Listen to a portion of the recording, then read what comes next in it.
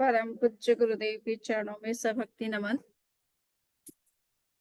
आज का विषय जैसा मैंने आपसे बताया, who is in and who is out. जैसा कि हम जानते हैं, गेम में ये सब कुछ होता है, इन और आउट। किंतु अध्यात्म के क्षेत्र में भी ये सब चीजें लागू होती है और उसको हमें विशेष समझना है। आचारांग सूत्र में भगवान महावीर ने चौथा अध्ययन, जिसे सम्यक्त नाम से जाना जाता है, उसमें कुछ ऐसे सूत्रों की चर्चा की है जिससे पता चलता है कि कौन व्यक्ति बहिर्मुख होता है और कौन व्यक्ति अंतर्मुख कहलाता है, कौन आध्यात्मिक है और किसका जीवन भौतिक है। तो इस बात को समझाने के लिए उन्होंने इन 5 सूत्रों की चर्चा की है। पमत्ते बहिया पास, अपमत्ते सया परक्क मिज्जासी, आरंभजम दुःखमिणं तिनच्चा एव माहु समत्तदंसिनो, दिट्ठेहि निव्ययं गच्छिज्जा तम्मातिविज्जो नो पडिसंजलिज्जासि, तम आई इत्तु न निहे न निखिवे जानित्तु धम्मम जहातः। इन सूत्रों की व्याख्या हम अपनी चर्चा के दौरान करेंगे। ये खास हमें समझना है कि अध्यात्म के क्षेत्र में भी अंतर्मुखता और बहिर्मुखता की अनेक कसौटियां हैं। उन कसौटियों को हम जब समझ लेते हैं तो अंतर्मुख बनना भी सीख लेते हैं और वो हमें सूत्र हाथ में लग जाते हैं, जिससे कि हम अंतर्मुख बनने का प्रयास कर सकते हैं। तो सबसे पहला कारण बताया जाता है कि कौन अंतर्मुख है, कौन बहिर्मुख है, कौन इंट्रोवर्ट है और कौन एक्सट्रोवर्ट है, कौन इन है और कौन आउट है। इसे समझने के लिए सबसे पहला क्राइटेरिया ये है कि कौन व्यक्ति कितना प्रमादी है और कितना अप्रमत्त है। जो अप्रमत्त होता है वो अंतर्मुख होता है, क्योंकि अप्रमाद किसे कहा जाता है? आत्मा के प्रति जो उत्साह है उसी का नाम है अप्रमाद। आत्मा के प्रति जो जागृति है उसी का नाम है अप्रमाद। अध्यात्म के प्रति जो रुचि है उसी का नाम है अप्रमाद। और जो व्यक्ति इन सब चीजों से दूर है वो प्रमत्त कहलाता है।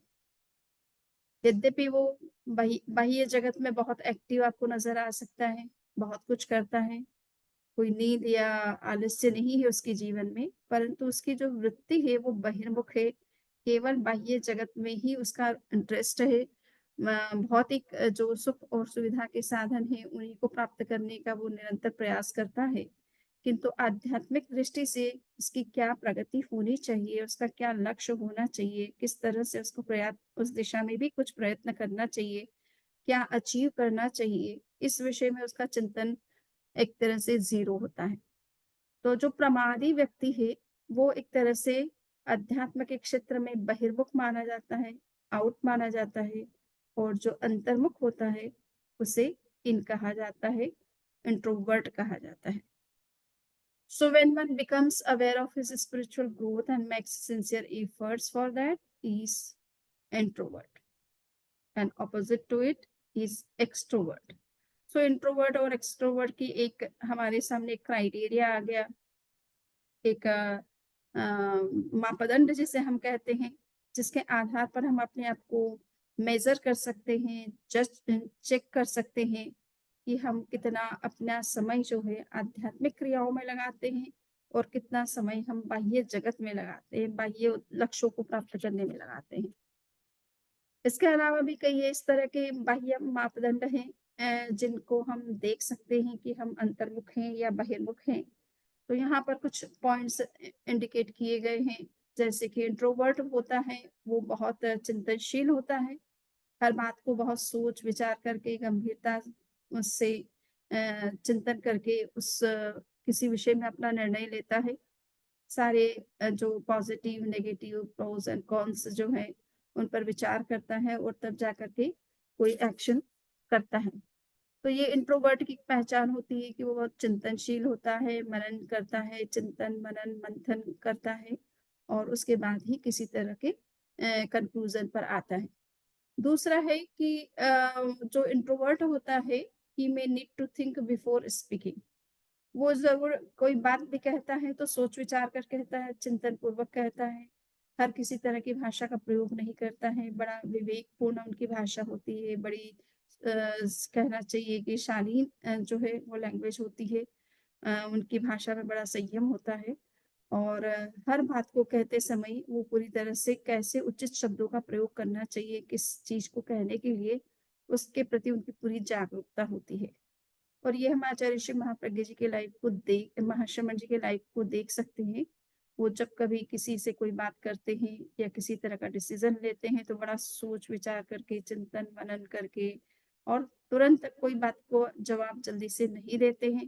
पहले वो अच्छी तरह से सोचते हैं, अपने इंटरनल जिन लोगों से उनको डिस्कशन करना है, उनसे बात करके कोई डिसीज़न लेते हैं।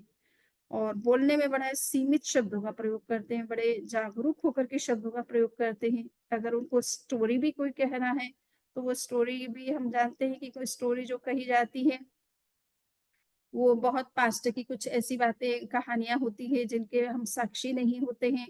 एक्चुअल में क्या हुआ, क्या नहीं हुआ, उस घटना के बारे में हमें जानकारी नहीं होती है। और पुस्तकों में हम पढ़ कर के उस बात को जब कहते हैं, तब अपने तरीके से ही उसका इंटरप्रिटेशन करते हैं या अपने तरीके से उसे जो है एक्सप्रेस करते हैं। तो उसमें भी सावधानी वो कितनी बरतते हैं। वो जब कभी कोई स्टोरी बोलते हैं तो वो ये कहते हैं कि ये स्टोरी जो है मैं अपनी भाषा में बोल रहा हूँ। इट मीन्स मैं अपनी तरीके से जो समझ रहा हूँ और मैं जिस भाषा में इसको कहना उचित समझता हूँ, उस भाषा में मैं बोल रहा हूँ। और वास्तविकता कुछ और भी हो सकती है। तो कहने का इतना ही मतलब है कि भाषा का बड़ा विवेक होता है, जो अंतर्मुख व्यक्ति होता है, वो हर तरह के शब्दों का प्रयोग नहीं करता है, करता भी है तो अपने ऊपर उसका वो रिस्पॉन्सिबिलिटी लेता है कि ये बात मैं अपने तरीके से कह रहा हूँ। हो सकता है रियलिटी कुछ और भी हो। सो ये इंट्रोवर्ट की एक दूसरी एक पहचान हो जाती है। तीसरा जो क्राइटेरिया है कि ही may excel in situations requiring complex thought and preparation.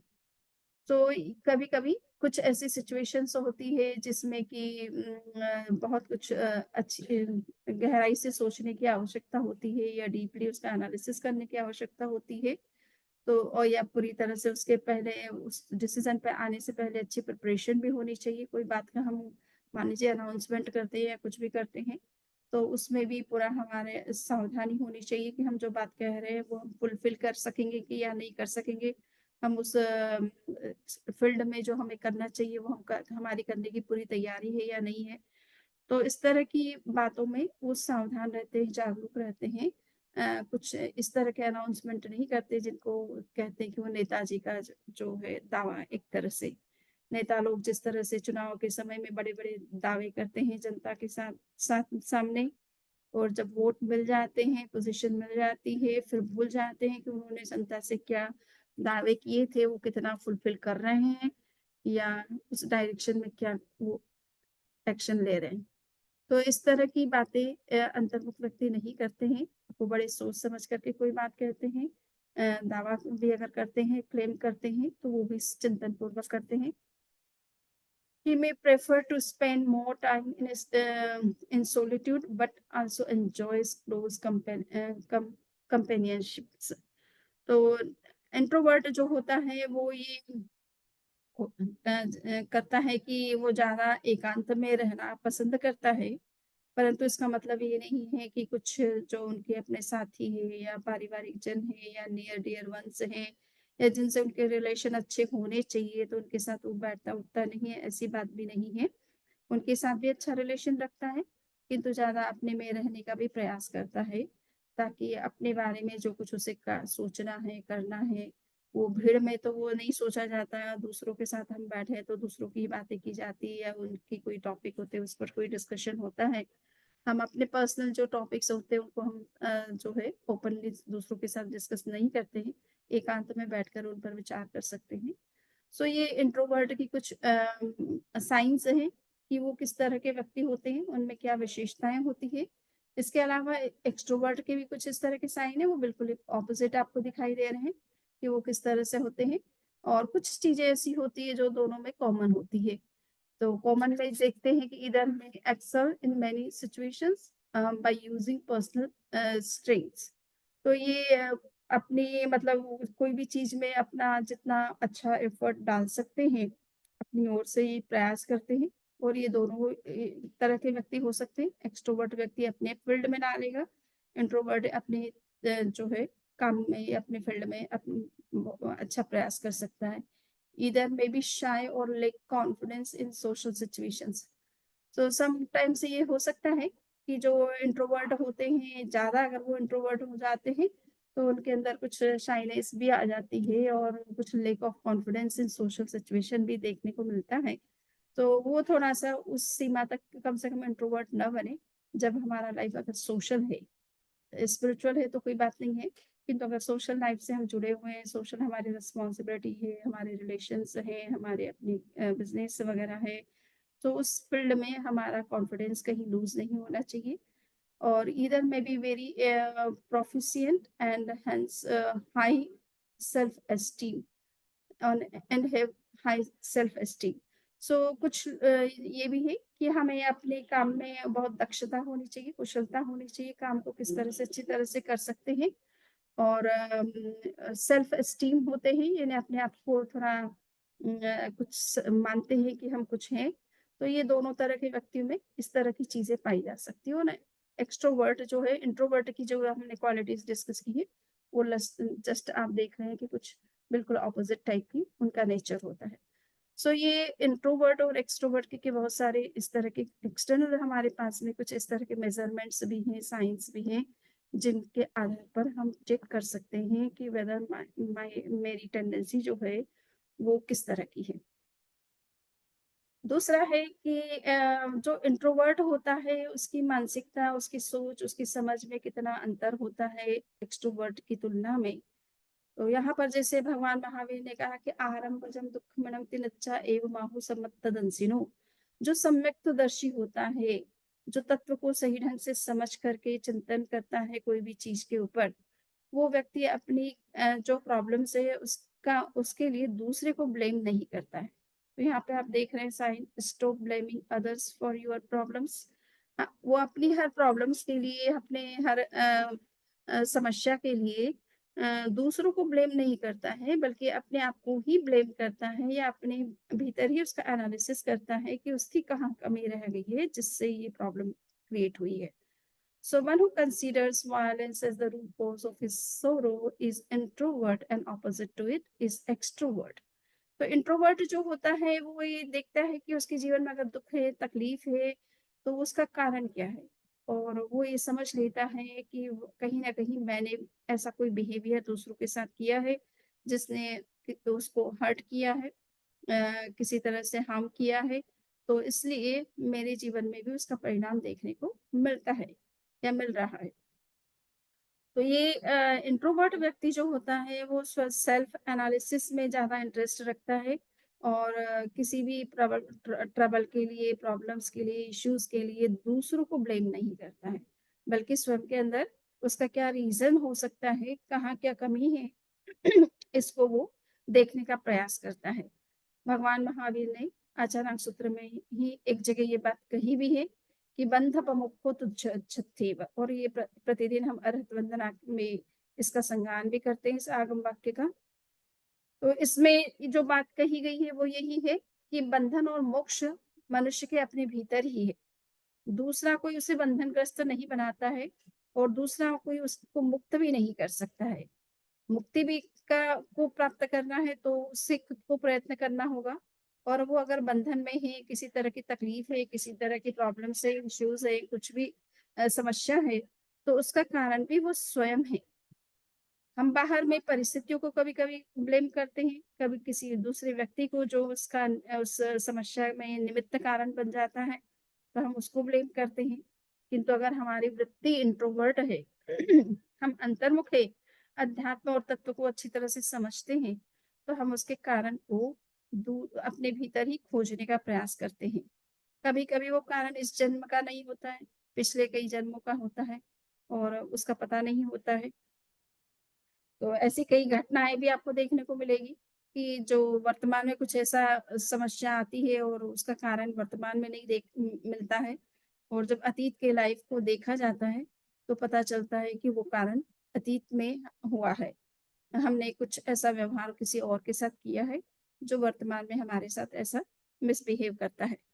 सो ये बहुत सारे ऐसे एग्जाम्पल्स हैं और हम अपने जीवन को कई बार अगर देखने का प्रयास करें तो हमें ये लगता है कि कई बार हम वर्तमान में तो हमने वो चीज़ नहीं की है, बट उसका कहीं न कहीं उसका कारण जो है हमारे अतीत में छुपा हुआ रहता है। सो ये बंधन और मोक्ष हमारे भीतर ही है। गीता में भी इस बात को कहा गया है कि सर्वारंभा हि दोषेण धूमेनाग्नि रिवावृतः। यानी जितने भी आरंभ वास्तव में जितने भी दुख होते हैं, समस्या होती है मनुष्य के जीवन में, उसका सबसे बड़ा कारण, मूल कॉज़ जो है आरंभ है, यानी हिंसा है। तो सांसारिक जितने भी कर्म होते हैं, क्रियाएँ होती हैं, आवश्यकता के कारण से मनुष्य को करनी पड़ सकती है, किंतु उन सब में कहीं न कहीं कुछ न कुछ हिंसा का इन्वॉल्वमेंट रहता है। इसलिए जहाँ हिंसा है, वहाँ दुःख का होना भी निश्चित है। तो जैसे जहाँ धूम है, वहाँ अग्नि का जैसे अग्नि धुआँ अग्नि के साथ रहता है। जहाँ अग्नि होगी, वहाँ धुएँ की संभावना हो सकती है। यद्यपि ये कोई निश्चित नियम नहीं है कि जहाँ-जहाँ अग्नि हो, वहाँ-वहाँ धूम होता ही है।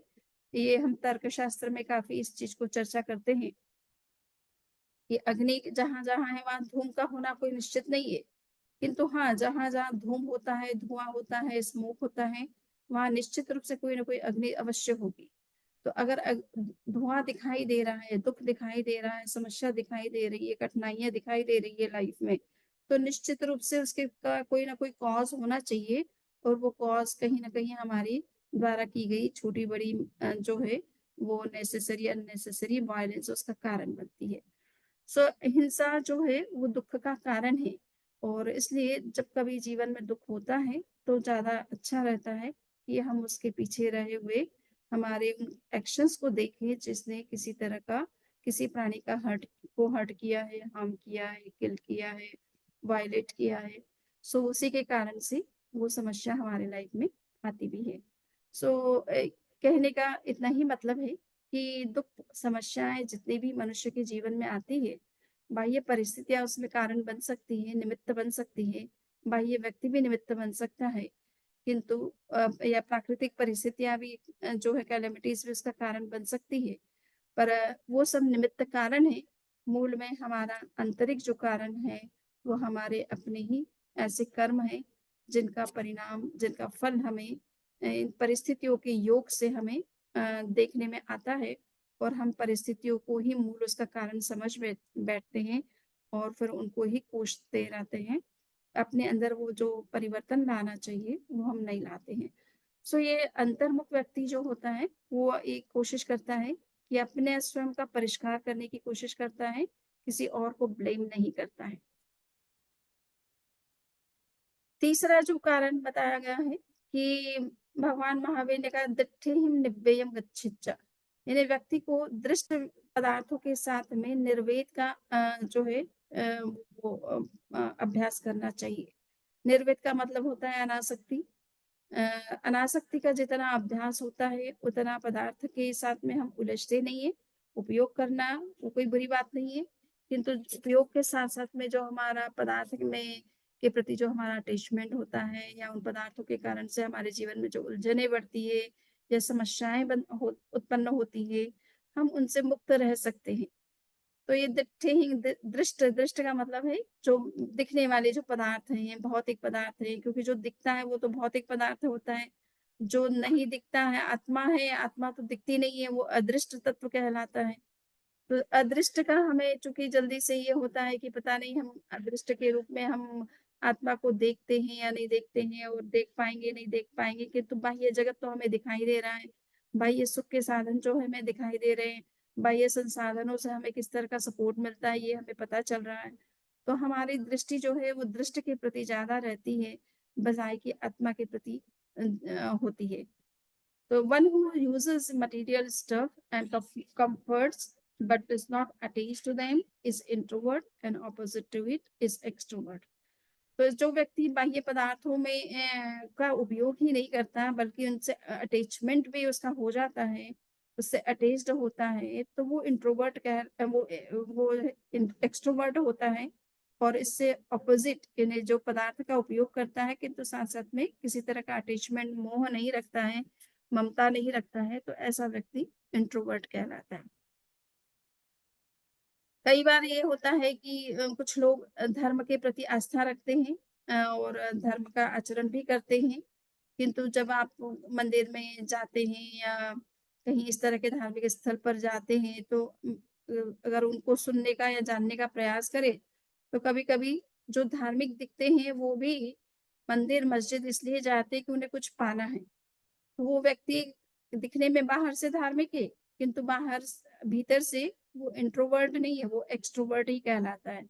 जो पदार्थ पाने के लिए, धन पाने के लिए, संपत्ति पाने के लिए, पद या प्रतिष्ठा पाने के लिए या संतान को प्राप्त करने के लिए कभी-कभी धार्मिक स्थलों पर जाते हैं या मंत्र की साधना करते हैं या अन्य अनुष्ठान करते हैं। तो जो भौतिक लक्ष्य से धर्म की आराधना कर रहा है वो भी व्यक्ति जो है स्ट्रिक्ट सेंस में इंट्रोवर्ट नहीं, वो भी एक तरह से एक्सट्रोवर्ट ही है होता है। किंतु जिसका उद्देश्य आध्यात्मिक उन्नयन है, कर्म निर्जरा है, आत्मशोधन है, आध्यात्मिक उन्नति है, इनर कनेक्शन के लिए वो जो धर्म की आराधना में लगता है, वो व्यक्ति निश्चित रूप से इंट्रोवर्ट ही है, उसे हम एक्सट्रोवर्ट नहीं कहेंगे। तो हमें ये देखना है कि हम कहीं धर्म की आराधना जो कर रहे हैं, वो किसी पुण्य प्राप्ति के लिए, किसी भौतिक सुख को पाने के लिए, किसी स्वर्ग को पाने के लिए तो नहीं कर रहे हैं। अगर ऐसा नहीं है, तो अच्छी बात है। आचार्य भिक्षु का जब अंतिम समय चल रहा था, तो उन्होंने उनके पास में तीसरे जो आचार्य ऋषि राय जी थे, बालक अवस्था में थे और उन्होंने आचार्य भिक्षु से ऐसे ही कहा कि आप अब समय आपका बहुत कम रह गया है, तो आप स्वर्ग का तो मोह नहीं है आपको? तो उन्होंने कहा कि मेरे को स्वर्ग का किस लिए मोह होता है? मैं स्वर्ग के लिए क्यों कामना करूँ? मेरा जो लक्ष्य है वो केवल मोक्ष है, कर्म निर्जरा है। सो ऐसे जो महापुरुष होते हैं तो उनका तो लक्ष्य वैसा ही वही होगा। वो तो ऐसे भी उच्च कोटि के साधु थे, आचार्य थे। बट एक सामान्य जो भी व्यक्ति है धार्मिक अनुष्ठान करता है, उसका भी प्रयोजन जो है वो आध्यात्मिक उन्नति होना चाहिए, निर्जरा होना चाहिए, आत्मशुद्धि होना चाहिए, आध्यात्मिक उन्नति होना चाहिए, ना कि किसी प्रकार के भौतिक लक्ष्य की प्राप्ति होना चाहिए। सो परंतु फिर भी ज़्यादातर दूसरे जैन धर्म में तो निरंतर जो है लोगों को ये प्रेरणा दी जाती है कि आप भगवान से कुछ माँगेंगे, तो भगवान कुछ देने वाले नहीं हैं आपको। इसलिए आप मोक्ष के अलावा कोई चीज़ की कामना ना करें। तो जैनों को ज़्यादातर यही अभ्यास है, वो भगवान के पास जाकर के किसी भौतिक चीज़ की कामना नहीं करते हैं। वो केवल अपने आध्यात्मिक उन्नति या मोक्ष प्राप्ति की ही कामना करते हैं। किंतु ज़्यादातर धर्मों में हम जो लोगों को देखते हैं उनके उद्देश्य ज़्यादातर बाह्य जगत से जुड़े हुए होते हैं और इसीलिए कभी-कभी ये संदेह होने लग जाता है कि ये पैसा परमात्मा है या परमात्मा कोई पैसे से अलग कोई चीज़ है। आचार्य श्री महाप्रज्ञ जी खुद अपनी पुस्तक में लिख रहे हैं कि कभी-कभी इस तरह की स्थितियों को देख करके ऐसा लगता है कि पैसा ही परमात्मा जैसे मनुष्य के लिए बन चुका है। तो किसी कवि ने ऐसे ही लिखा है कि ए पैसा तू ईश्वर तो नहीं है, किंतु तू ईश्वर से कम भी नहीं है ना? सो पैसे को मनुष्य जो है उतना महत्व देता है जितना एक ईश्वर को देता है। तो ये उसकी आवश्यकता हो सकती है, आवश्यकता के कारण से मनुष्य को सोचना भी पड़ता है उस विषय में। बट हमारा लक्ष्य स्पष्ट रहे कि हम जो धार्मिक या आध्यात्मिक आराधना करते हैं, उसका उद्देश्य हमारा आत्मशुद्धि होना चाहिए, न कि किसी भौतिक लक्ष्य की प्राप्ति होना चाहिए। सो ये निर्वेद हमारे अंदर कैसे पैदा हो? यानी इस पदार्थ की जगत के प्रति हमारा जो एक अट्रैक्शन है, उसके प्रति हमारी जो चाह है, अभिलाषा है, आंतरिक जो इच्छाएँ हैं, उन्हें प्राप्त करने की, तो उसको हम कैसे कम कर सकते हैं? तो कहा जाता है कि हमारे अंदर जो है इस तरह का जो निर्वेद है कभी-कभी उत्पन्न हो जाता है और उसके कई कारण हैं। एक कारण पहला कारण है कि वो दुःख गर्भ यानी कभी-कभी जीवन में मनुष्य की इतनी समस्याएँ और इतने दुःख और कष्ट आ जाते हैं कि वो अपने आप ही बाह्य जगत के प्रति और भौतिक जो सुख है, उन संसाधन है, उनके प्रति विरक्त हो जाता है। उसे ये लगता है कि इन सब चीज़ों से वो सुख और शांति प्राप्त नहीं होती है, उल्टा हम समस्याओं में घिरते चले जाते हैं, चिंताएँ बढ़ जाती है। जितना हम धन का संग्रह करते हैं, संसाधनों का संग्रह करते हैं, हमारी रिचनेस जैसे-जैसे बढ़ती है, तो वैसे-वैसे चिंताएँ उल्टी ज़्यादा बढ़ जाती है। बजाए कि हम निश्चिंत बन जाते हैं और अपने आप में शांति का अनुभव करते हैं।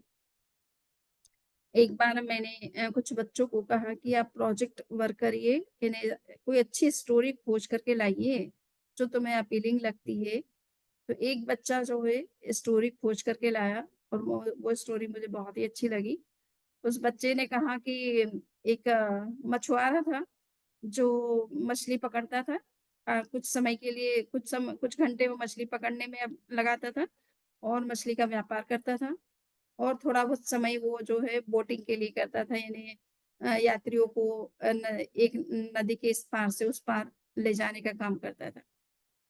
किंतु ज़्यादा समय इन सब कामों में नहीं, जितना उसको रोज की इनकम की जरूरत होती थी, जितना पैसा उसे रोजमर्रा के अपने आवश्यकता को पूरा करने के लिए या थोड़ा बहुत फ्यूचर की दृष्टि से जितना चाहिए था, उतना ही उसे इनकम जनरेट करने के लिए वो जितना उसे काम में, बिज़नेस में, अपने जॉब में जो समय लगाना था, उतना ही लगाता था।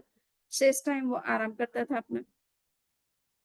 तो एक बार कोई व्यापारी थे, बिज़नेसमैन, उन्होंने उसके सा वो उस नदी के उस पार जाना चाहते थे। वो उसकी बोट में बैठते हैं और बीच में जब वो यात्रा मतलब वो कर रहे थे, नदी पार कर रहे थे, तो रास्ते में बीच में बातें करते चले गए और उनसे जो क्या बोलते हैं उसको, मछुआरा जो था, उससे उन्होंने प्रश्न किए कि भई तुम्हारी रोज़ की क्या इनकम होती है? तुम क्या काम करते हो? कितनी इनकम होती है? तो उसने अपना सारा बता दिया कि रोज़ मैं ये 2 तरह के काम करता हूँ, उससे जो इनकम जनरेट होती है, उससे मेरी आवश्यकता की पूर्ति हो जाती है और मैं बड़ा शांति का जीवन है मेरा, बड़ा सुख का जीवन है, सुकून का जीवन है, कोई तरह की चिंता नहीं, अतिरिक्त पैसा मैं जमा नहीं करता, क्योंकि अतिरिक्त जमा कराओ तो उसकी सेफ्टी की बात सोचो और कभी कोई चोर आ जाता है, कभी कोई लुटेरा आ जाता है, तो सारा ही धन जो है, जितना जमा किया वो सब चला जाता है। तो मैं इससे इसलिए ज़्यादा कुछ इकट्ठा करता नहीं हूँ और ज़्यादा ज़रूरत ही नहीं है तो क्यों करें? तो उसने कहा कि ये तो देखो ऐसा है कि पैसा के बिना आज की दुनिया में कोई किसी को कुछ पूछता नहीं है।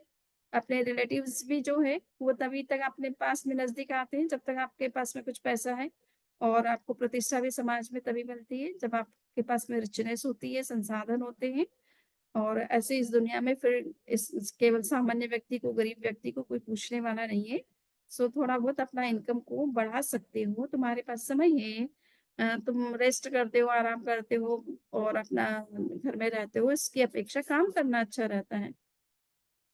उसने कहा कि ठीक है, आप बताइए क्या आपका सजेशन है इस विषय में? तो उसने बताया कि देखो तुम इतनी घंटे जो मछली पकड़ने में लगाते हो, उससे इतनी इनकम जनरेट हो रही है, तुम इससे डबल टाइम लगाओगे तो डबल हो जाएगी। इसी तरह से तुम बोट के जो है लोगों को, यात्रियों को ले जाते हो इस पार से उस पार, थोड़ा और अधिक डबल टाइम इसमें भी लगाओ तो डबल जनरेट हो जाएगी। अच्छा, फिर उतना धन का करूँगा क्या? क्योंकि मेरे को तो इतनी ज़रूरत नहीं है। तो बोले, "अरे! पैसा होगा तो तुम अच्छा अपने बच्चों के लिए अच्छा एजुकेशन करवा सकते हो। अपना मकान जो है अच्छा, अभी तुम झोपड़ी में रहते हो, थोड़ा बिल्डिंग बना सकते हो, अच्छा मकान बना सकते हो और गाड़ियाँ-वाड़ियाँ ये सब चीज़ें ले सकते हो और तुम्हारे बच्चों की शादी भी अच्छी जगह कर सकते हो, तो उसमें भी पैसा ज़रूरत पड़ेगी। ये सब चीज़ों को ध्यान में रख कर के तुम्हें इतना इनकम जनरेट करना भी चाहिए।" उसने कहा कि ठीक है, सपोज़ ये सब कुछ हो जाए, तो उसके बाद में क्या करना है? इतना पैसा मेरे पास में अगर हो भी जाए, तो उसके बाद क्या करना है? तो बस बोले फिर शांति से बैठना, अपना जीवन शांति से, सुकून से गुज़ारना है। तो उसने कहा कि महाशय, आपका सजेशन तो बहुत ही अच्छा है, आप बड़े शुभचिंतक हैं। परंतु अब ऐसा है कि मेरे पास वर्तमान में मेरी जो नीड है, उसके हिसाब से जो मैं पैसा जनरेट करता हूँ, इनकम जनरेट करता हूँ, वो मेरे लिए सफिशिएंट है। मेरे सारे काम जो है, चाहे वो फ्यूचर के हो, चाहे वर्तमान के हो, वो पूरे उसी से हो जाते हैं। तो मुझे अतिरिक्त श्रम क्यों करना? अगर इतना श्रम करके, इतना तामझाम करने के बाद मुझे शांति से बैठना है, सुकून से बैठना है, तो उसकी अपेक्षा तो अच्छा है कि मैं अभी जितनी शांति और सुकून में हूँ, शायद इतना इनकम जनरेट करने के बाद, इतनी रिचनेस होने के बाद में वो शांति कभी मुझे अनुभव में शायद आएगी या नहीं आएगी, ये मैं नहीं कह सकता हूँ। तो कहने का इतना सा ही मतलब है। कि पदार्थ के प्रति जो है मनुष्य का जब लगता है कि ये पदार्थ इतना इकट्ठा करने के बाद भी हमारे अंदर जो सुकून होना चाहिए, जो शांति होना चाहिए, जो समस्याएँ हमारे जीवन की जो है समाप्त होनी चाहिए और वो अगर नहीं होती है, तो वो विरक्त हो जाता है उन चीज़ों से। दूसरा कारण बनता है मोह अगर due to the loss of the loved one अगर कभी-कभी हमारे प्रिय व्यक्ति की जो जिससे हम बहुत प्रेम करते हैं, जो हम जिसको हम अपना समझते हैं, जो हमारा बड़ा सहारा भी होता है और अच्छे इंसान भी होते हैं, तो वो चला जाता है तो कभी-कभी उसका शोक इतना ज़्यादा हो जाता है, व्यक्ति इतना शोक्ड हो जाता है कि उसके कारण से उसका जगत के प्रति, संसार के प्रति, संबंधों के प्रति एक विरक्ति सी हो जाती है। तो ये भी एक कारण बनता है विरक्ति का और तीसरा कारण होता है ज्ञान कर्म ड्यू टू इनर अवेकनिंग यानी भीतर की एक जागृति कि हमको धर्म क्यों करना चाहिए अध्यात्म क्यों करना चाहिए ये क्यों जरूरी है हमारे लाइफ में और कितना इम्पोर्टेंट है ये बातें अगर हमें गहराई से अच्छी तरह से समझ में खुद की बुद्धि में आ गई तो चाहे पैसा कितना ही है बिजनेस कितना ही बड़ा है काम कितना ही कर रहे हैं उसके बावजूद भी हम उसके लिए समय निकाल सकते हैं और उसका अपना टाइम का जो है अच्छा यूटिलाइजेशन अपने स्पिरिचुअल ग्रोथ के लिए भी कर सकते हैं और निरंतर उसके लिए हम साथ में जागरूक रहते हैं। बाहर के सब काम को करते हुए भी हमारा समय जो है उसके लिए भी निकल जाता है। तो ये 3 कारणों से हमारे अंदर एक निर्वेद के जो है वो जनरेट हो सकता है, निर्वेद की जो प्रवृत्ति है हमारे अंदर विकसित हो सकती है। भौतिक जगत से जुड़े हुए होते हुए भी उससे किस तरह से हम अनासक्त रह सकते हैं और अपने आध्यात्मिक उन्नयन के लिए भी निरंतर प्रयत्नशील बने रह सकते हैं। नेक्स्ट जो कारण है कि कौन इंट्रोवर्ट है और कौन एक्सट्रोवर्ट है उसका जो क्राइटेरिया है वो ये है कि हमारे इमोशंस कितने हमारे कंट्रोल में रहते हैं। जो आध्यात्मिक व्यक्ति होता है, उसका निरंतर उद्देश्य रहता है कि मेरे कषाय जो है वो दिन-प्रतिदिन कम होते चले जाने चाहिए। जितने हैं उससे निरंतर कम होते चले जाने चाहिए। जितनी भी हम स्पिरिचुअल प्रैक्टिस करते हैं, उससे अगर हमारे कषाय कम नहीं होते तो फिर प्रश्न चिन्ह लगता है कि हम प्रतिदिन इतनी साधना भी कर रहे हैं किंतु हमारे आवेश, हमारे आवेग का जो ग्राफ है वो नीचे नहीं जाता है, बल्कि कभी-कभी बढ़ भी जाता है किसी कारण से। सो ये ऐसा नहीं हो इसकी तरफ उसका पूरा ध्यान रहता है। तो आप ये देख रहे हैं कि भगवान महावीर के सामने गौशाले आवेश में आकर के भगवान महावीर के ऊपर तेजोलश्या का प्रयोग कर देता है। यानी अपने मुँह से आग निकालता है, जो भगवान महावीर के शरीर को पूरी तरह से झुलसा देती है और कहा जाता है 6 महीने तक भगवान महावीर को एक तरह से दाह ज्वर रहता है और ब्लड का जो है मोशन होता है। सो ये कंडीशन उनकी इतनी बन गई और उसके पास में 2 संत भी साधु भी खड़े थे। उन्होंने जैसा ही भगवान महावीर के ऊपर तेजालिश्या का प्रयोग गौशाला को करते हुए देखा तो उससे फटकारा कि तुम जिससे तुमने ये तेजोलिश्या सीखी है तुम उन्हीं के अगेंस्ट में इस तरह का प्रयोग कर रहे हो कितना तुम नासमझ हो जो भी उनको वर्ड्स बोलना है उन्होंने वो अपने तरीके से साधु थे अपने जो भी संयमित जो भी उनकी वर्डिंग्स थी उससे उसको डांटा फटकारा तो उसने उनको भी जला दिया और आप ये देख रहे हैं कि उनकी डेथ हो गई दोनों साधुओं की और भगवान महावीर ने पहले से ही चूँकि वो अपने केवल ज्ञान से जानते थे कि गौशाला आएगा और वो इस तरह का उपद्रव करेगा, तो उन्होंने साधुओं से पहले से ही कह दिया था कि देखिए गौशाला कहाँ है, तुम सब लोग चुप रहना, कोई कुछ ना बोलना। किंतु अब अपने गुरु को और तीर्थंकर जैसे परमात्मा के अगेंस्ट में अगर कोई इस तरह से सामान्य साधु स्तर का व्यवहार करता है या कोई दूसरा व्यक्ति इस तरह से व्यवहार करता है तो उसको सहना संभव नहीं होता है, कुछ न कुछ वर्ड्स निकल ही जाते हैं। तो वो 2 संतों को जिन्होंने उनको बोला उस समय वो उनको भी उसने गौशालक ने तेजोलश्या से एक तरह से भस्म कर दिया, उनको जला दिया, उनकी डेथ ही हो गई ऑन द स्पॉट। किंतु भगवान महावीर को आप देख रहे हैं कितनी शांत मुद्रा में बैठे हुए, वो तीर्थंकर परमात्मा हैं। उनकी तो बात हम उनकी तुलना हम तो अपने ऐसे नहीं कर सकते, किंतु हम कितना कोशिश कर सकते हैं। अपने आवेशों पर, अपने आवेगों पर कितना हम नियंत्रण कर सकते हैं और धर्माराधना का मूल उद्देश्य तो कषाय मुक्ति ही है। जितना कषाय कम होता है, उतना हम आध्यात्मिक दृष्टि से आगे बढ़ते हैं। हमारा ज्ञान केवल ज्ञान भी तभी प्रकट होता है जब कषाय कम होता है या समाप्त होता है। जब तक कषाय विद्यमान है, मोह कर्म विद्यमान है, तब तक आपको किसी को भी केवल ज्ञान नहीं होता है, केवल दर्शन नहीं होता है, ना मोक्ष होता है। और करना कर्मों के बंधन रुकते हैं। तो ये इसलिए कषाय मूल जड़ है, उसको हम कितना कम कर सकते हैं। साधना का मूल उद्देश्य हमारे कषायों को कम करना या उनको समाप्त करना है, मोह कर्म पर विजय करना है। कषाय और नो कषाय और मिथ्यात्व, इन चीज़ों पर हम फ़ोकस करके इन्हीं को समाप्त करना, ये मूल साधना है, ये मूल लक्ष्य है धर्म के आराधना का। सो ये जितना हमारे अंदर इस विषय में हमारी जितनी जागरूकता बढ़ती है और जितना पुरुषार्थ बढ़ता है, उतना-उतना हम अंतर्मुख बन होते चले जाते हैं और अ, अगर हमारे कषाय हमारे नियंत्रण में नहीं है, उल्टे बढ़ते चले जा रहे हैं, तो ये समझना है कि हम इंट्रोवर्ट नहीं, हम एक्सट्रोवर्ट ही हैं, चाहे हम कितनी भी साधना और आराधना क्यों नहीं कर रहे हैं। तो इन्हीं विचारों के साथ में हमने देखा कि किस तरह से भगवान महावीर ने अलग-अलग जो क्राइटेरिया बताए हैं कि कौन व्यक्ति इंट्रोवर्ट है, कौन एक्सट्रोवर्ट है, कौन इन है और कौन आउट है। सो इन क्राइटेरियाज़ को हम चिंतन मनन करते रहें और इन पर रिफ्लेक्शन करें, अनुप्रेक्षा करें इनकी और कितना इनका हम आचरण कर सकते हैं, आचरण में ये किस तरह से आ सकते हैं। इन्हीं विचारों के साथ में आज के इस वक्तव्य को मैं संपन्न कर रही हूँ। अगर किसी के कोई क्वेश्चन है, तो वो आप कर सकते हैं।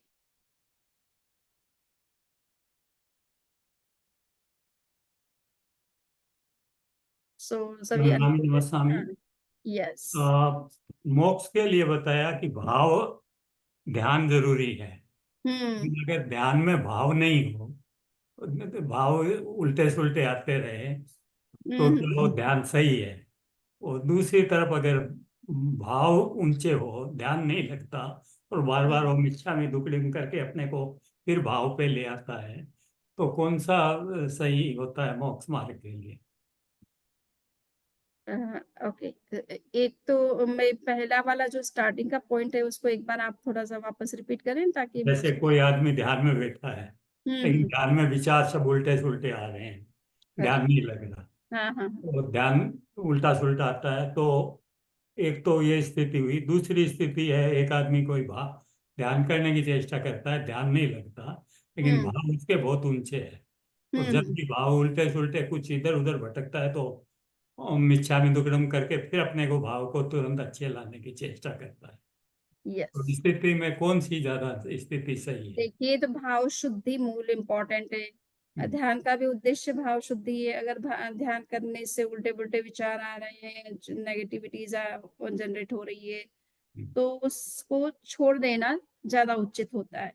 परंतु एक बात ये समझना है कि ये जो विचार भी आते हैं, तो कुछ समय के लिए आते हैं। अगर हमारा उद्देश्य ध्यान में गति करना है, आगे बढ़ना है, तो धीरे-धीरे उसको ऑब्ज़र्व करना सीखें।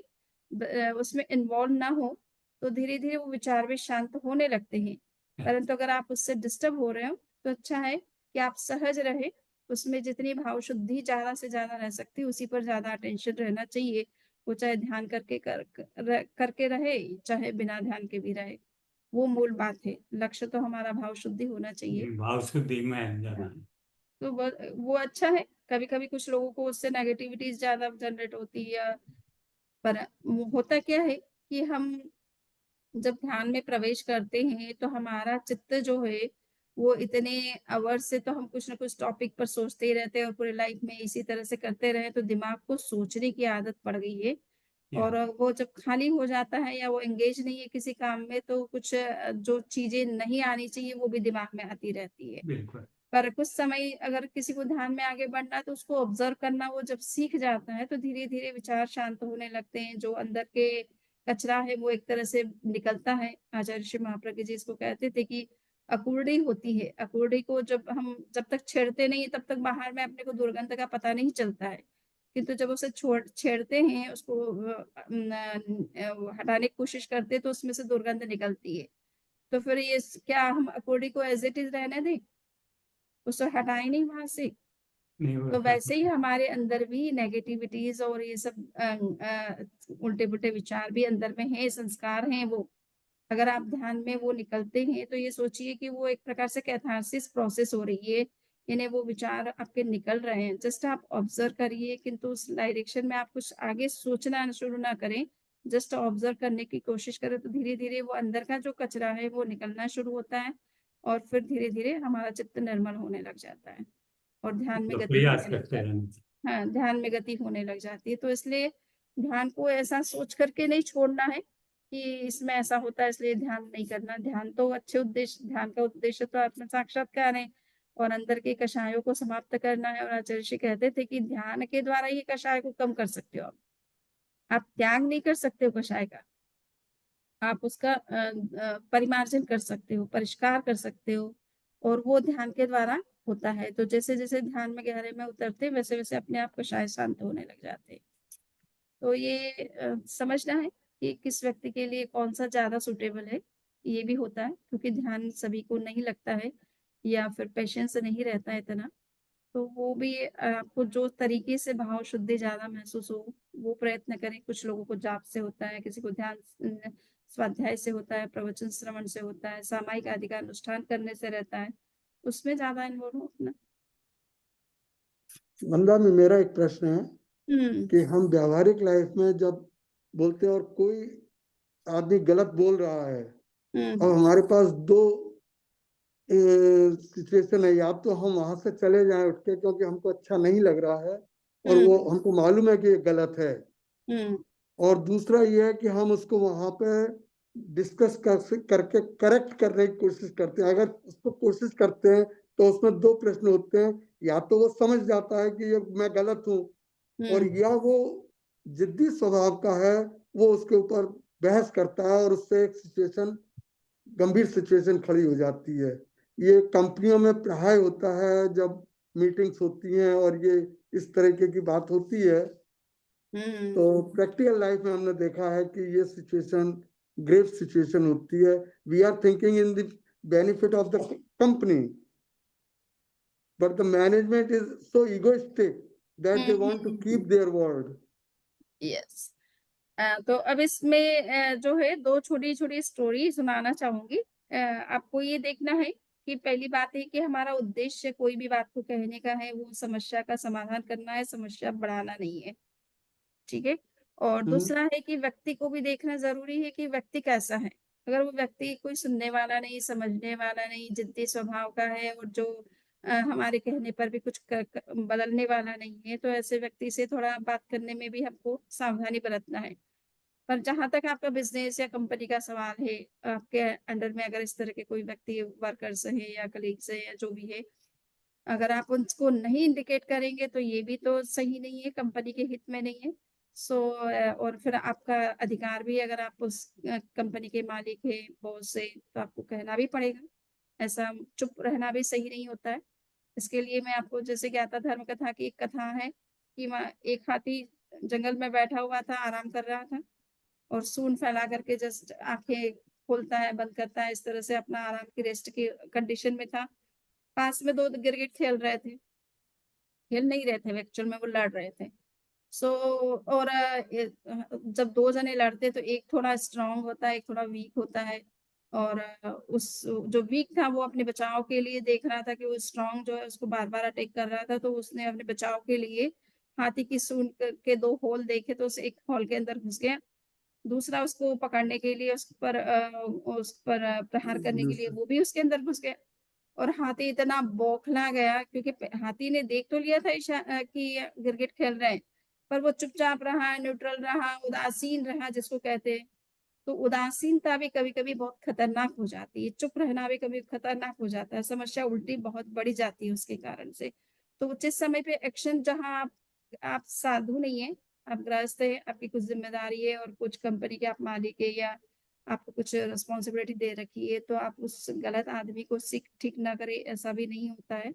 हाँ, ये है कि अब तरीका उसके लिए क्या हो सकता है, अपने को थोड़ा-सा ये देखना है। तो एक तो ये है, दूसरा ये है कि कभी-कभी उस कुछ व्यक्ति को कहने में कोई फ़ायदा ही नहीं है सपोज़, तो या तो उस व्यक्ति को जॉब में रखा जाए, नहीं जाए रखा जाए, सीधा ही निर्णय उसमें लिया ज ले ले सकते हैं।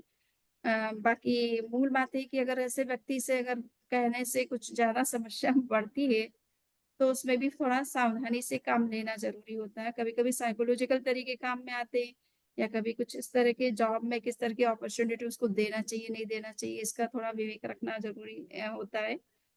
वो कहते हैं ना कि बंदर को सीख देने से बया का ही घोंसला टूटता है। यानी एक बार जो है बारिश हो रही थी और बंदर एक पेड़ पर आकर के बैठ गया। उस पेड़ पर बया का भी घोंसला था। बया सबसे बढ़िया घोंसला बनाती है। सभी पक्षियों में सबसे बेस्ट जो घोंसला बनाने वाली बया पक्षी होता है। बया बया हाँ, बया। सो उसने देखा कि अरे बंदर इतना, मैं तो इतनी छोटी सी, मेरे हाथ पैर कोई इस तरह से घोंसला भी नहीं बना सकते, इसके पास तो अच्छे बड़े हाथ पैर है, ये अपना घोंसला क्यों नहीं बनाता। उसने सजेशन दे दिया कि बंदर भैया देखो, इस तरह से बारिश होती ही रहती है और अपन तो पशु पक्षी हैं, अपने तो वैसे गृहस्थ की तरह मकान तो होते नहीं, पर तुम भी हम पक्षी होकर के भी जमीन पे रह नहीं सकते, हमको खतरा है, फिर भी हम अपना घर की सुरक्षा, अपनी सुरक्षा के लिए हम घोंसला बनाते हैं। तो तुम तो इतने हट्टे कट्टे हो, तुम्हारे हाथ पैर अच्छे हैं, तुम तो काम कर सकते हो, तो तुम अपना क्यों नहीं अपना थोड़ा घर वर कुछ इस तरह का बना लेते हो। तो उसने कहा कि अच्छा, तो मुझे शिक्षा देती है, लो मैं तेरा ही घोंसला तोड़ देता हूँ। तो उसका ही घोंसला तोड़ दिया। तो कहने का मतलब है कि कुछ व्यक्ति ऐसे भी नेचर के होते हैं कि उल्टा हमारे लिए समस्या बन जाती है, प्रॉब्लम हो जाती है। तो हमें देखना है किस सिचुएशन में किस व्यक्ति को किस तरह से टैकल किया जाए। एक ही तरीका नहीं है, दूसरा क्या तरीका हो सकता है सही, उसको भी देखना चाहिए। तो ये कुछ समाधान है। वंदना जी, यहाँ पे कर्म की बात आती है। कर्म का बंधन हमारा किसमें, या तो हम शांत रहें तो कर्मों के बंधन से मुक्त रहेंगे, और देखिए अगर आप, हमने सही बात है, ये देखिए शांत रहना तो अच्छी बात है, परंतु अगर आप मालिक हैं और अगर जैसे कि वो हाथी की तरह अगर न्यूट्रल रहते तो उल्टी समस्या बढ़ जाती है आपके लिए, खुद के लिए, या फिर कंपनी के लिए, वो जो है प्रॉब्लम में आ जाती है कंपनी। और तो इसलिए थोड़ा सा उस आपकी अपनी रिस्पॉन्सिबिलिटी क्या है, उसके हिसाब से आपको क्या करना चाहिए वो सोचना पड़ेगा। उस समय आप ये सोचे कि हम शांत रहें, मेरे कर्म न बंधे, उतना वो टॉप फील्ड में उस तरह से सोचने का थोड़ा कम है। हाँ, आप कर्म के बंधन ना हो इसके लिए भाषा का विवेक किस तरह से रख सकते हैं, क्या अच्छा तरीका हो सकता है जिससे कि सामने वाला समझ भी ले और उसकी मिस्टेक जो है उसको रियलाइज भी हम करवा सके। तो वो वहाँ भाषा का थोड़ा विवेक रख सकते कर्म बंधन की दृष्टि से। एकदम शांत रहने से हो सकता है आपके लिए प्रॉब्लम भी हो सकती है कोई। बिना किसी क्रोध के और उस समस्या का समाधान करने की कोशिश करें। बिल्कुल, क्योंकि पीसफुली हम आचार्य श्री महाश्रमण जी, आचार्य महाप्रज्ञा, आचार्य तुलसी, अब आप ये सोचिए कितने बड़े संघ का संचालन करते हैं। 850 तो उनके शिष्य ही हैं समझो, हम लोग सब मिल करके।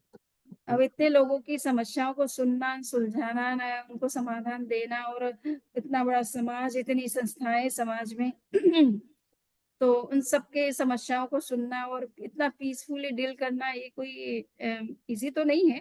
पर उनका इतना नियंत्रण है कि वो एक बात में बस सामने वाले को उत्तर इस तरह से देते कि वो दूसरा प्रश्न ही नहीं कर पाता है, और ज्यादा अपनी अगर हैकड़ी दिखाए तो वो उसको पता चल जाता है कि अब मुझे मेरा क्या मेरी आगे का, लिमिट क्या है। हाँ मेरा आगे का अम्मी क्या को रिजल्ट होगा इसका। गुरुदेव का बताया तो एक बात याद है। आज हाँ जिस सूरत में बात हुई, वहाँ इतनी तेज बारिश हो रही है कि गाड़ियों के पूरे पहिए डूब जाते हैं। हाँ। तो मैंने उनसे पूछा जो कोठड़ियों में रहते हैं कि वहाँ क्या हालत है, आपकी कोठरी तो नहीं डूब गई पानी में? हम्म। बोले नहीं, जिस एरिया में गुरुदेव है वहाँ बरसात ही नहीं है, थोड़ा बहुत पानी दूर से आता है। वो जो सड़क कोठड़ी से वहाँ से जाती है गुरुदेव के पंडाल तक, उस पे पानी आता है, लेकिन वो समाज ने या पता नहीं गवर्नमेंट ने वह एक लकड़ी का पुल सा बना दिया, तो हम लोग ऊपर से चले जाते हैं। तो ये एक चमत्कारिक बात है। आज ही बात हुई देखिए, उससे। हाँ नहीं, गुरुदेव का बड़ा वैष्णो अतिशय है, उनका बड़ा अतिशय है। और अगर देखिए बॉम्बे में भी बहुत बारिश हुई थी, हम्म। वहां पे पानी बहुत भर जाता था, और 5,000 10,000 लोग तो ऑन कैंपस रहते हैं उनकी उपासना में, परंतु उनके कमरे में जल्दी से उनके हॉल में पानी एंटर नहीं करता था। नहीं, वो तो नेपाल इसकी बिल्कुल एक एग्जाम्पल है कि जो सभी ने देखी है कि कितना बड़ा भयंकर जो है क्वेक था, और उस चलो ये तो सच है, उनका अतिशय बहुत है, जबरदस्त प्रभाव है उनका। बट अपने को जस्ट ये देखना है कि परिस्थिति अपने सामने जब आती है तब कैसे उसे टैकल करें। हम उसमें कैसे रहते हैं। हम्म, कि मिच्छा में दुक्कडम धनराज जी, आपको मैंने आज चुप हाँ। करा दिया। और जब कोई मौका मिले तो बताइएगा, हम किसके कहाँ रुके हुए हैं, कौन है आपके वहाँ। हाँ, शिल्पा का प्रश्न है, शिल्पा बोलिए। हाँ, वंदामी नमस्ते समरी जी। हम्म, वंदामी, एक्सट्रोवर्ट पर्सनालिटी अगर होती है तो उसको वो कन्वर्ट करके लाइक इंट्रोवर्ट हो सकता है, और मे बी वो कर्म के साथ जुड़ा हुआ है, और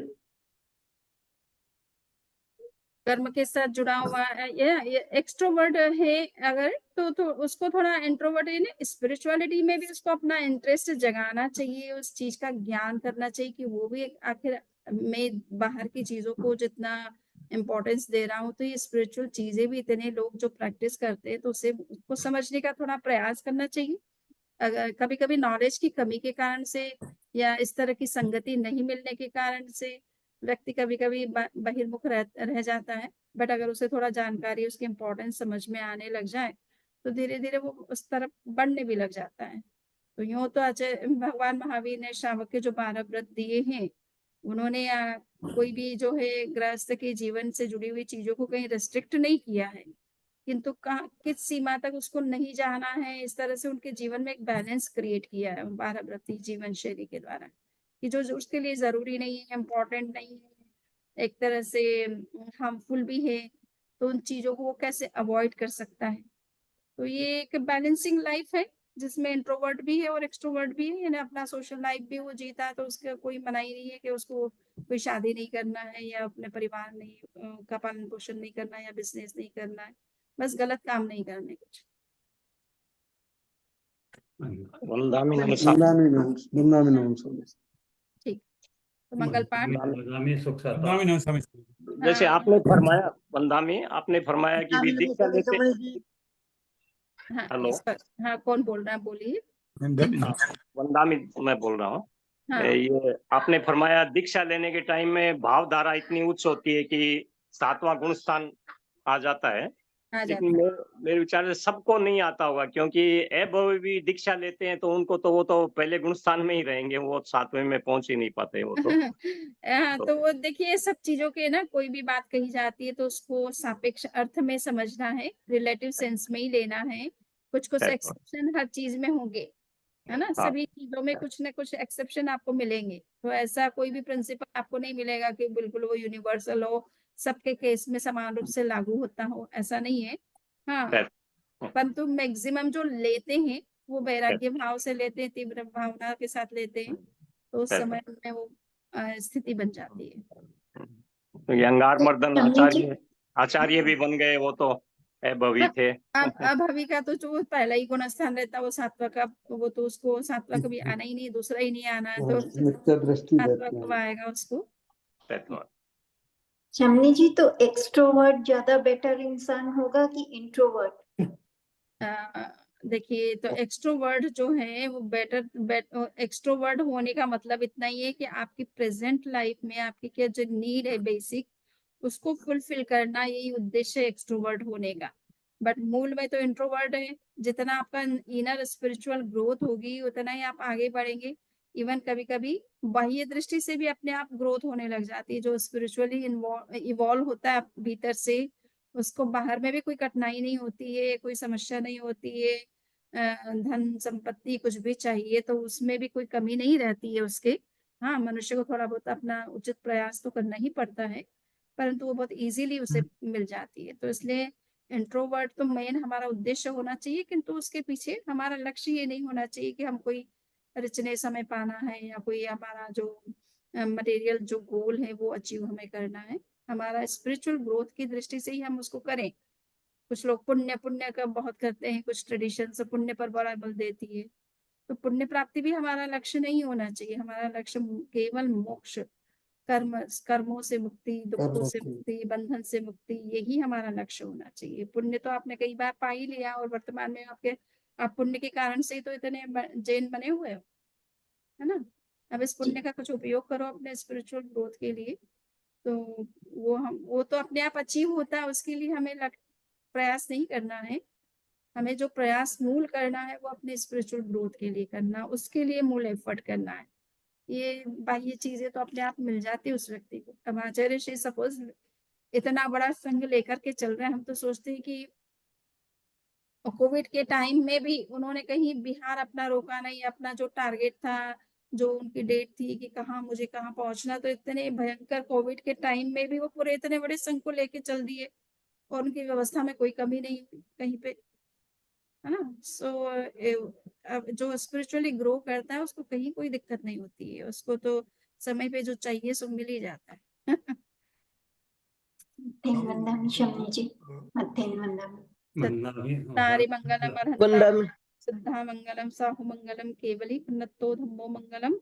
चत्तारि लघुत्तमा अर्हन्तां लघुत्तमा सिद्धा लघुत्तमा साहु लघुत्तमा केवली उन्नतो धम्मो लघुत्तमो। चत्तारि शरणं प्रवज्जामि अर्हन्ते शरणं प्रवज्जामि सिद्धे शरणं प्रवज्जामि साहु शरणं प्रवज्जामि केवली उन्नतं धम्मं शरणं। बारंबार वंदना करते हैं आपकी शिक्षा हाँ, आ रहा हूँ। वंदा में एक आसन का त्याग करवा दो ना, कल 9 का 8 सेकंड एक आसन का क्या त्याग करवा दो ना आज, धारणा कल प्रमाणित सुबह करण एक 9 योग का 8 से, हाँ एक करण एक योग से धारणा प्रमाणित त्याग। त्याग वंदा में नमस्कार स्वामी जी, बारंबार वंदना करते हैं आपकी शिक्षा। अच्छा बंदा में नमस्कार स्वामी जी। हाँ ठीक। वंदा में नमस्कार स्वामी जी। मेरा एक ही सवाल था कि भगवान महावीर ने अभय पर बहुत जोर दिया था। अप्रमादी बनने के लिए अभय को उन्होंने अहिंसा के से भी ऊपर माना, ये सही है या गलत? अभय पर भी बहुत बल दिया है और कभी कभी ये भी कहा जाता है कि भाई भगवान महावीर की साधना का बिगनिंग पॉइंट है अप्रमाद और अंतिम पॉइंट भी है अप्रमाद। अब ये समय समय पर होता है, उनकी कौन से टॉपिक पर डिस्कशन चल रहा है तो वो सब बातें कह दी जाती है। अहिंसा पर तो उनका विशेष बल था ही और अभय के ऊपर भी विशेष बल था ही, पर जस्ट ये कहना है कि ये सारे सिद्धांत महावीर चूंकि अनेकांतवादी है ना, वो एकांतवादी विचारधारा के आदमी मतलब महापुरुष नहीं थे, तो समय समय पर हर चीज को एम्फसाइज करते हैं कि ये भी बहुत इंपॉर्टेंट है, ये भी है, और सब इंटरकनेक्टिविटी है सब चीजों में ना। आप एक चीज को भी एक ही साधे सब सदे सब साधे सब जाए जैसी बातें, अगर एक अहिंसा की भी आप सम्यक आराधना कर लेते हैं तो अहिंसा में अपने आप ही जागरूकता प्रमाद भी आ जाएगा। तो एक को साधने से सारी चीजें सारे वैल्यूज अपने अंदर लाइफ में आ जाते हैं, पर हम किसी एक पर फोकस करें जो हमें लगता है कि ये हमारे लिए बहुत ही इम्पोर्टेंट है। प्रत्यक्ष वंदा में नमस्कार स्वामी जी। हाँ